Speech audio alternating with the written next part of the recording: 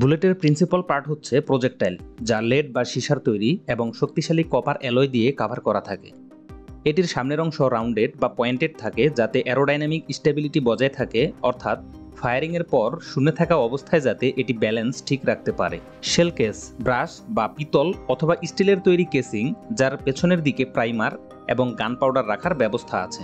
Shell কেসিংয়ের পেছনের অংশে বুলেটটির calibre অর্থাৎ ব্যাস বা ডায়ামিটার মার্কিং করা থাকে। ক্যালিবার প্রকাশ করা হয় 1 ইঞ্চিকে 100 ভাগ করে সেই ভিত্তিতে। উদাহরণস্বরূপ একটি 45 ক্যালিবার বুলেট প্রায় 0.45 ইঞ্চি বা প্রায় 11 মিলিমিটার ব্যাসযুক্ত। গান পাউডার প্রজেক্টাইলের ঠিক পেছনেই শেল কেসের ভেতরে কিছু কেমিক্যালের সংমিশ্রণে তৈরি এই পাউডার রাখা হয়, যা যে কোনো স্পার্কের সংস্পর্শে বিস্ফোরিত হয়ে প্রচুর গ্যাস এবং প্রেসার তৈরি করে। প্রাইমারের ভেতরে থাকে ব্রাশ বা পিতলের প্রাইমার ক্যাপ, যা বেশিরভাগ সময় নিকেল প্লেটিং করা থাকে। Priming mixture lead styphnate, barium nitrate এবং অ্যান্টিমনি সালফাইড নিয়ে গঠিত। এই মিক্সারের বিশেষ বৈশিষ্ট্য হলো সামান্য আঘাতেই জ্বলে উঠতে পারে। ফয়েল পেপার কাভারিং এবং লেকার কোটিং বা বার্নিশ দিয়ে কোটিংয়ের পরে রয়েছে এনভিল নামের একটি গুরুত্বপূর্ণ মেটাল পার্ট।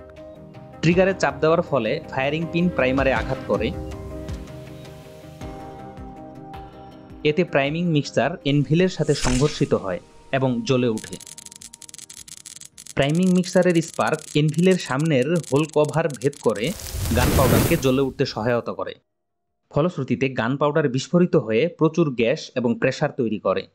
এই প্রেসার সর্বোচ্চ মাত্রায় পৌঁছালে শক্তিশালী শেল কেসিংয়ের সাথে আটকানো প্রজেক্টাইল তীব্র বেগে সামনের দিকে ছুটে চলে।